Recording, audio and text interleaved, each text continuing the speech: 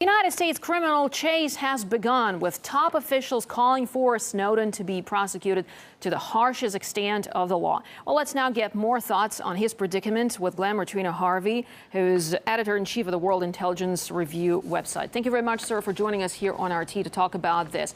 So Snowden says that he was driven by altruism and the desire to expose Washington's overreaching. Are you convinced? I am. It's quite extraordinary. You know, he's been working within the intelligence community for 10 years, initially with CIA, and then, of course, he moved to Booz Allen, which is one of the contractors for both the CIA and the National Security Agency.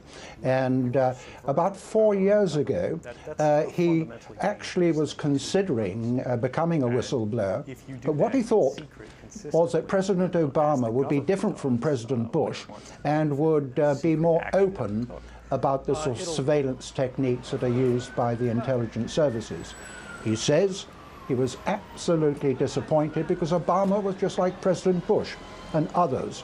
And it was then that he decided to, about 4 weeks ago, leave his home in Hawaii, go to Hong Kong, where he is now. But he took with him the last group of records that he had had. And this is a little bit like we had with Manning, the intelligence analyst within the Army, who provided all that information to WikiLeaks. Both of them didn't take money for it. They both are insistent that well, it's interesting in this case that, as you said, Mr. Treaner-Harvey, that he wanted to expose that information before, and as he claims, he had access to the entire roster of the NSA, knowing about the undercover agents and where they were, etc. So, as you said, he left his home in Hawaii and left for Hong Kong. Why do you think he chose to stay there? Well, it's difficult for me to get inside the mind of a whistleblower because, you know, I've always been loyal to any operation I might or might not have worked with. So, but I do understand from the Guardian newspaper, one of their journalists who's been with him says that he's a very modest, self-effacing, very clever man. And he obviously looked at the possibilities of where he might go. Hong Kong, as we know, is almost an independent enclave within the People's Republic of China. It has its own legal system. And obviously he would be thinking about extradition, because make no bones about it.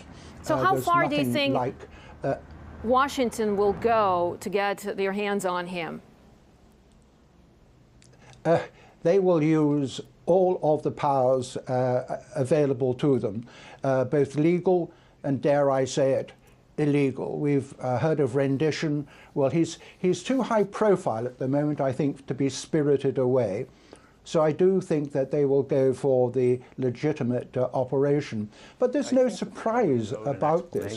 You might recall that Catherine Gunn, who was an analyst with GCHQ, the British side equivalent of the National Security Agency, revealed at the time of the Iraq War that the National Security Agency was asking the British to spy in particular on using the internet on certain targets they wanted. And intelligence agencies hate anything being revealed. All right, Mr. Glenmore Treaner-Harvey, editor-in-chief of the World Intelligence Review website, thank you so much for sharing your views with us here on RT.